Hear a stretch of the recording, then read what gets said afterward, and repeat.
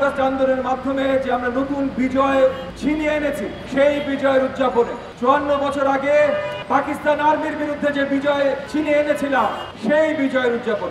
এই দুই বিজয় একে অপরের থেকে ভিন্ন না। একই সাথে আমাদের পুরো অর্থনীতি লুটে পুরো বিদেশে নিয়ে গেছে। হাসিনাকে আমরা এই দেশের মাটিতে ফেরত চাই। হাসিনার বিচার এইখানে হইতে হবে। 18 কোটি জনতার 18 কোটি রাজপথে নেমে এসেছিল অগস্টের 5 তারিখে যেই আন্দোলনে, সেই ঐক্য আমাদের ধরে রাখতে হবে। রাজনৈতিক দলগুলো সবাই ঐক্যবদ্ধভাবে অন্তর্বর্তীকালীন সরকারের পাশে দাঁড়িয়ে আছে বলেই অন্তর্বর্তীকালীন সরকার এখনো ঠিকভাবে কাজ করতে পারছে।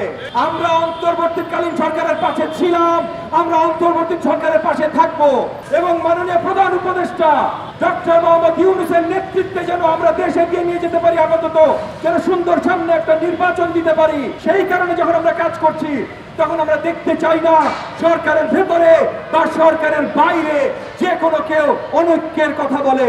বাংলাদেশের থানায় থানায়, সব মেট্রোতে, জেলায় জেলায় আমরা একই ধরনের র্যালি এখন করা শুরু করব।